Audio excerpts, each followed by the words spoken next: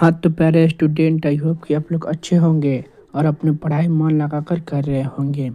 मैं लाया हूँ फिजिक्स का 30 मोस्ट वीवीआई ऑब्जेक्टिव जो 2026 के लिए काफ़ी महत्वपूर्ण है। तो चलिए देखते हैं एक लंबा सवाल क्या कहता है। सूर्य से आने वाला प्रकाश पुंज निम्न में कौन है? सूर्य से आने वाला प्रकाश पुंज निम्न में कौन है? इसका आंसर हो जाएगा बी, समांतर प्रकाश पुंज है। इसका आंसर हो जाएगा बी। इसी तरह हम लोग 2 नंबर सवाल देखते हैं। किरणों के समूह को कहते हैं, किरणों के समूह को कहते हैं। 2 का आंसर हो जाएगा सी, दोनों। प्रकाश पुंज, किरण पुंज, इसका आंसर हो जाएगा सी। इसी तरह हम लोग 3 नंबर सवाल देखते हैं। आभासी प्रतिबिंब कैसा होता है? आभासी प्रतिबिंब कैसा होता है? 3 का आंसर हो जाएगा बी, सीधा होता है आभासी प्रतिबिंब। इसका आंसर हो जाएगा बी। इसी तरह हम लोग 4 नंबर सवाल देखते हैं।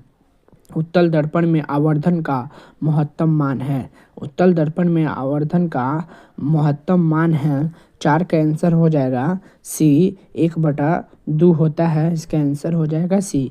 इसी तरह हम लोग 5 नंबर सवाल देखते हैं। फोकस से ध्रुव की ओर आने पर अवतल दर्पण में आवर्धन का मान क्या होता है? मतलब फोकस से ध्रुव की ओर आने पर अवतल दर्पण में आवर्धन का मान बढ़ता है या घटता है या अचर रहता है या इनमें से कोई नहीं।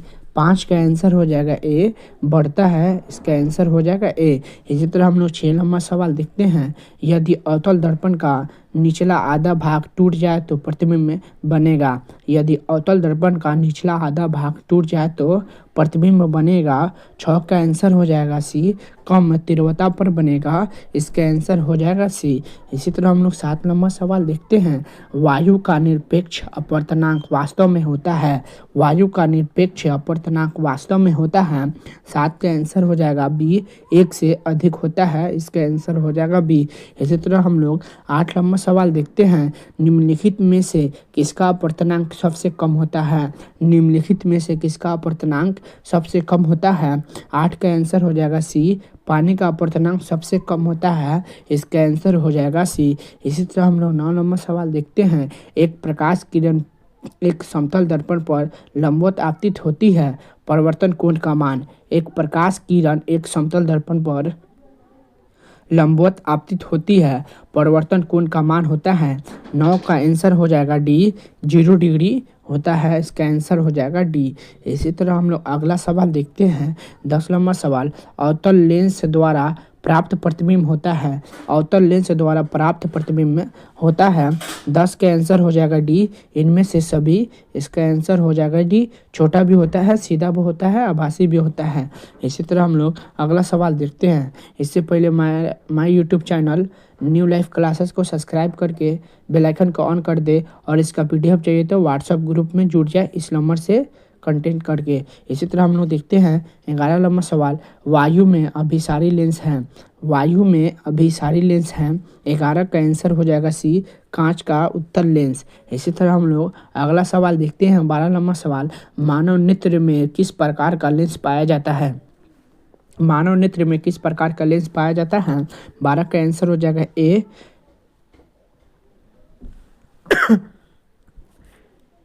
इसका आंसर हो जाएगा ए, उत्तल लेंस पाया जाता है मानव नेत्र में।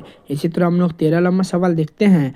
प्रकाश की किरणों को मोड़ने की क्षमता को कहते हैं। प्रकाश की किरणों की मोड़ने की क्षमता को कहते हैं। 13 का आंसर हो जाएगा ए, लेंस की क्षमता कहा जाता है। इसका आंसर हो जाएगा ए।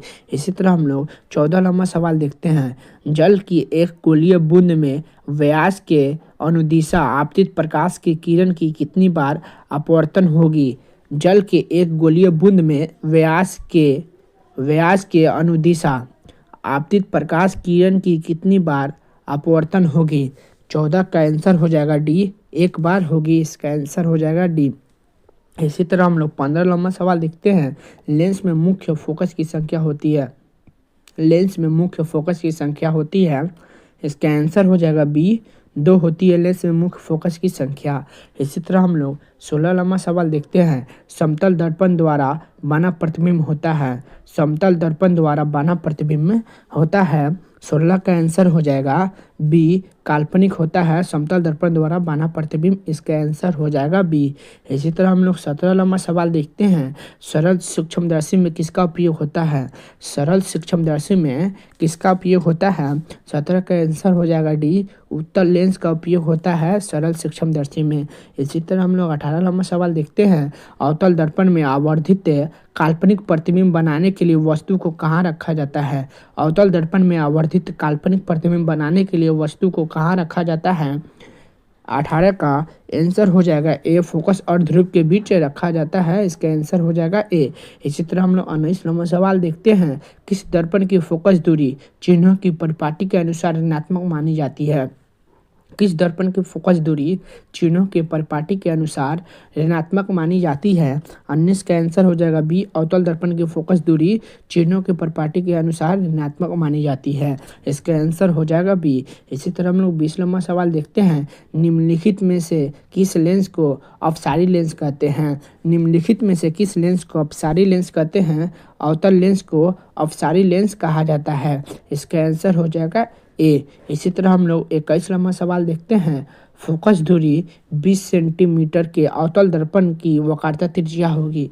फोकस दूरी 20 सेंटीमीटर के अवतल दर्पण की वक्रता त्रिज्या होगी। 21 का आंसर हो जाएगा बी, 40 सेंटीमीटर होगी, इसका आंसर हो जाएगा बी। इसी तरह हम लोग देखते हैं 22 नंबर सवाल क्या कहता है, फोकस दूरी से ध्रुव की ओर आने पर अवतल दर्पण में आवर्धन का मान। फोकस दूरी से ध्रुव की ओर आने पर अवतल दर्पण में आवर्धन का मान होता है। 22 का आंसर हो जाएगा ए, पड़ता है, इसका आंसर हो जाएगा ए। इसी तरह हम लोग 23 नंबर सवाल देखते हैं, वायु का निरपेक्ष अपवर्तनांक वास्तव में होता है 1 से अधिक होता है, इसका आंसर हो जाएगा डी, 1 से अधिक होता है। इसी तरह हम लोग 24 नंबर सवाल देखते हैं, निम्नलिखित में किसका अपवर्तनांक सबसे कम होता है। निम्नलिखित में किसका अपवर्तनांक सबसे कम होता है। 24 का आंसर हो जाएगा सी, पानी का अपवर्तनांक सबसे कम होता है, इसका आंसर हो जाएगा सी। इसी तरह 25 नंबर सवाल देखते हैं, एक प्रकाश की किरण एक समतल दर्पण पर लंबवत आपतित होती है, परिवर्तन कोण का मान। इसका आंसर हो जाएगा डी, 0 डिग्री होता है परिवर्तन कोण का मान। इसी तरह हम लोग अगला सवाल देखते हैं 26 नंबर सवाल। इससे पहले my YouTube channel new life classes को सब्सक्राइब करके बेल आइकन को ऑन कर दे और व्हाट्सएप ग्रुप में इसका PDF चाहिए तो जुड़ जाए इस नंबर से कंटेंट करके। इसी तरह हम लोग 26 नंबर सवाल देखते हैं, अवतल लेंस द्वारा प्राप्त प्रतिबिंब होता है। अवतल लेंस द्वारा प्राप्त प्रतिबिंब में होता है। 26 का आंसर हो जाएगा डी, इनमें से सभी, छोटा भी होता है, सीधा भी होता है, भासी भी होता है। इसी तरह हम लोग 27 नंबर सवाल देखते हैं, मानव नेत्र में किस प्रकार का लेंस पाया जाता है। मानव नेत्र में उत्तल लेंस पाया जाता है, इसका आंसर हो जाएगा ए। इसी तरह हम लोग देखते हैं 28 नंबर सवाल, प्रकाश की किरण को मोड़ने की क्षमता को कहते हैं। प्रकाश की किरण को मोड़ने की क्षमता को कहते हैं। 28 का आंसर हो जाएगा ए, लेंस की क्षमता कहा जाता है, इसका आंसर हो जाएगा ए। इसी तरह हम लोग 29 नंबर सवाल देखते हैं, समतल दर्पण द्वारा बना प्रतिबिंब होता है। समतल दर्पण द्वारा बना प्रतिबिंब होता है। 29 का आंसर हो जाएगा बी, काल्पनिक होता है समतल दर्पण द्वारा बना प्रतिबिंब। इसी तरह हम लोग 30 नंबर सवाल देखते हैं, सरल सूक्ष्मदर्शी में किसका उपयोग होता है। सरल सूक्ष्मदर्शी में किसका उपयोग होता है। 30 का आंसर हो जाएगा डी, उत्तल लेंस का उपयोग होता है सरल सूक्ष्मदर्शी में। इसी तरह 31 नंबर सवाल देखते हैं, अवतल दर्पण में आवर्धन काल्पनिक प्रतिबिंब बनाने के लिए वस्तु को कहाँ रखा जाता है। 31 का आंसर हो जाएगा ए, फोकस और ध्रुव के बीच रखा जाता है, इसका आंसर हो जाएगा ए। इसी तरह 32 नंबर सवाल देखते हैं, निम्न में किस लेंस को अपसारी लेंस कहा जाता है। निम्न में किस लेंस को अपसारी लेंस कहा जाता है। 32 का आंसर हो जाएगा ए, अवतल लेंस को अपसारी लेंस कहा जाता है और उत्तल लेंस को अभिसारी लेंस कहा जाता है। इसी तरह हम लोग ये आखिरी सवाल है, आप मेरे चैनल को सब्सक्राइब करके बेल आइकन को ऑन कर दे और इसका PDF चाहिए तो मेरे व्हाट्सएप ग्रुप में जुड़ जाए इस नंबर पे मैसेज करके।